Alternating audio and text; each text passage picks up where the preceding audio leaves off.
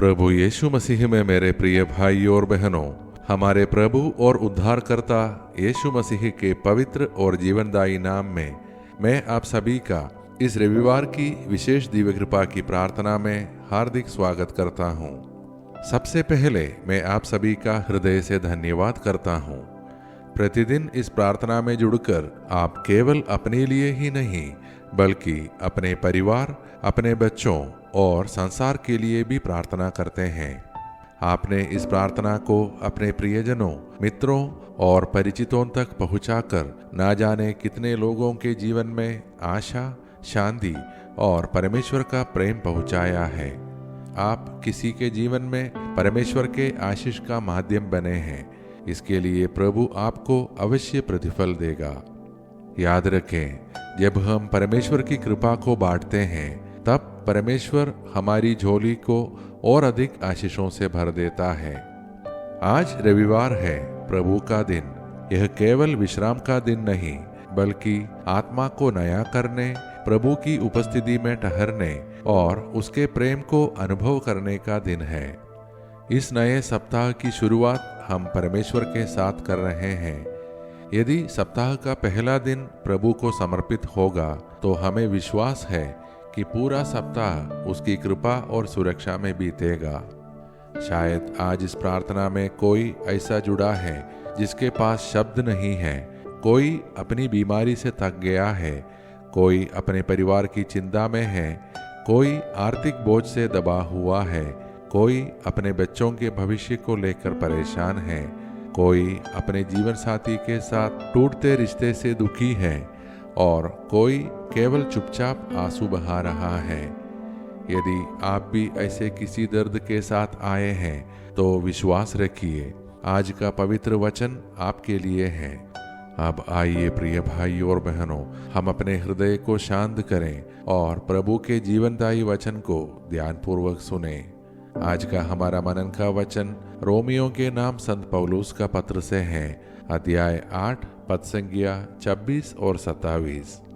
इसी प्रकार पवित्र आत्मा भी हमारी निर्बलता में हमारी सहायता करता है, क्योंकि हम नहीं जानते कि हमें किस प्रकार प्रार्थना करनी चाहिए, परंतु पवित्र आत्मा स्वयं ऐसी आहों के साथ हमारे लिए विनती करता है जिन्हें शब्दों में व्यक्त नहीं किया जा सकता। और जो हृदयों की जांच करता है वह जानता है कि आत्मा की क्या इच्छा है, क्योंकि वह परमेश्वर की इच्छा के अनुसार पवित्र लोगों के लिए विनती करता है। मेरे प्रिय भाई और बहनों, आज का यह वचन शायद बाइबल के सबसे सांत्वना देने वाले वचनों में से एक है। क्योंकि यह उन लोगों के लिए लिखा गया है जो प्रार्थना करना चाहते हैं लेकिन उनके पास शब्द नहीं है। क्या कभी ऐसा हुआ है कि आप प्रभु के सामने बैठे हो लेकिन कुछ नहीं कह पाए हो? आंखों में आंसू हो, दिल में दर्द हो, लेकिन होठ मौन हो। कभी अस्पताल के बाहर, कभी किसी प्रियजन की मृत्यु के बाद, कभी नौकरी छूटने पर, कभी रिश्तों के टूटने पर, कभी बच्चों की चिंता में हम केवल चुप रह जाते हैं। हमें समझ नहीं आता कि क्या प्रार्थना करें। यही वह क्षण है जब पवित्र आत्मा हमारे लिए प्रार्थना करता है। ध्यान दीजिए, परमेश्वर केवल हमारी आवाज नहीं सुनता, वह हमारी खामोशी भी सुनता है। वह केवल हमारी शब्द नहीं सुनता, वह हमारे आंसू भी पढ़ता है। कभी कभी हम सोचते हैं, मैं इतना कमजोर क्यों हूँ? मैं बार बार टूट क्यों जाता हूँ? मेरी प्रार्थना इतनी छोटी क्यों है? लेकिन प्रभु कहते हैं, तुम्हारी कमजोरी में ही मेरी शक्ति प्रकट होती है। आज का संसार हमें सिखाता है कि मजबूत बनो, रो मत, अपना दर्द मत दिखाओ। लेकिन परमेश्वर कहता है, मेरे पास आओ, अपने आंसू लेकर आओ, अपनी असफलताएं लेकर आओ, अपना टूटा हुआ हृदय लेकर आओ। मैं तुम्हें ठुकराऊंगा नहीं। प्रिय भाई और बहनों, हो सकता है आज हम किसी ऐसी लड़ाई से गुजर रहे हैं जिसके बारे में किसी को पता नहीं। बाहर से सब ठीक दिखाई देता है लेकिन भीतर तूफान चल रहा है। याद रखिए, पवित्र आत्मा हमारे भीतर कार्य कर रहा है। वह हमारी हर सांस, हर पीड़ा और हर मौन पुकार को परमपिता तक पहुंचा रहा है। आज हम एक और बात अपने हृदय में बैठा लेते हैं।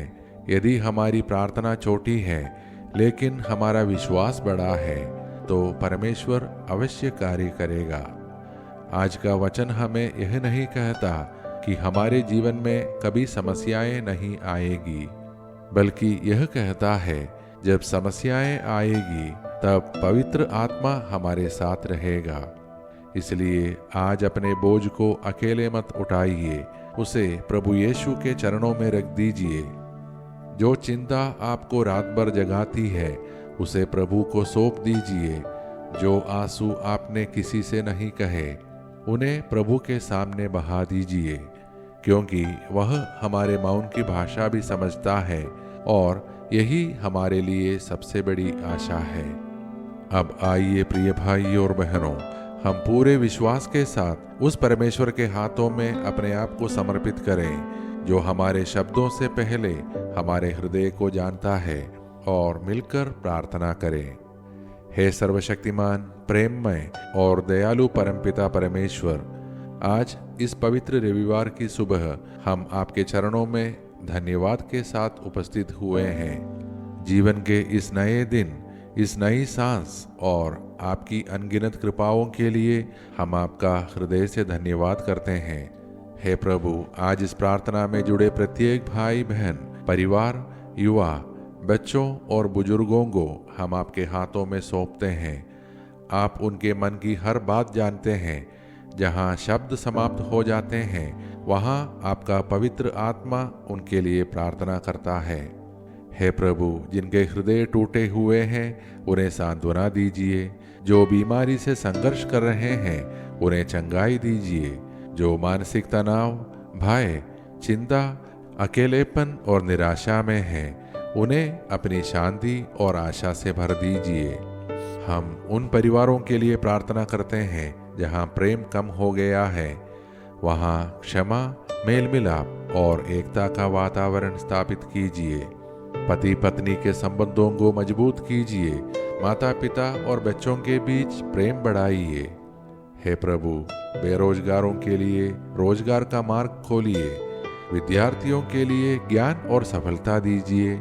व्यापारियों को ईमानदारी और उन्नति का आशीर्वाद दीजिए। किसानों, श्रमिकों, शिक्षकों, डॉक्टरों और प्रत्येक मेहनत करने वाले व्यक्ति को आपके हाथों का सहारा मिलता रहे। आज जिनकी विशेष मनोकामनाएं हैं, जिन्हें कोई नहीं समझता, जिनकी आंखों में केवल आंसू है, उनके जीवन में अपनी सामर्थ्य का चमत्कार कीजिए। जो आज अपना जन्मदिन या विवाह वर्षगांठ मना रहे हैं उन्हें उत्तम स्वास्थ्य, लंबी आयु, आनंद और आपके प्रेम का अनुभव कराइए। हम अपने देश और पूरे विश्व को आपके हाथों में सौंपते हैं। हमारे देश और विश्व के नेताओं को न्याय, सत्य और करुणा से निर्णय लेने की बुद्धि प्रदान कीजिए। जहाँ युद्ध है वहाँ शांति स्थापित हो। जहाँ घृणा है वहाँ प्रेम का प्रकाश फैले। जहाँ अन्याय है वहाँ न्याय की विजय हो। हे प्रभु, हमें हर प्रकार के पाप, प्रलोभन, दुर्घटना, बीमारी, महामारी, हिंसा, अचानक तथा अप्राकृतिक मृत्यु और हर बुराई से सुरक्षित रखिए। हे पवित्र आत्मा, हमारे जीवन का मार्गदर्शन कीजिए। जब हम कमजोर पड़े तब हमें संभालिए। जब हम निराश हो तब हमें आशा दीजिए। जब हम रोए तब हमें अपनी गोद में स्थान दीजिए। ये सारे प्रार्थनाएं और हमारे मन के अन्य प्रार्थनाएं हम समर्पित करते हैं हमारे प्रभु और उद्धारकर्ता यीशु मसीह के पवित्र और सामर्थी नाम में, आमीन। मेरे प्रिय भाई और बहनों, आज का संदेश हम अपने हृदय में लेकर जाएं। जब हमारे पास प्रार्थना के शब्द नहीं होते तब भी पवित्र आत्मा हमारे लिए परमेश्वर से प्रार्थना करता है। इसलिए हम कभी यह ना सोचें कि प्रभु ने हमें छोड़ दिया है।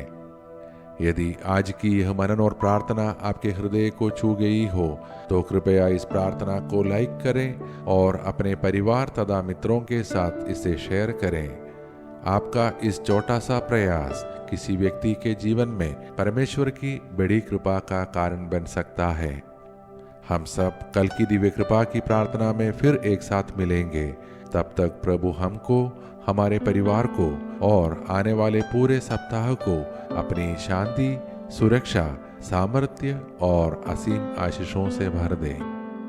धन्यवाद के साथ स्तुति गाऊंगा, हे यीशु मेरे खुदा, उपकार तेरे हैं बेशुमार, कोटि कोटि स्तुति धन्यवाद, कोटि कोटि स्तुति धन्यवाद, कोटि कोटि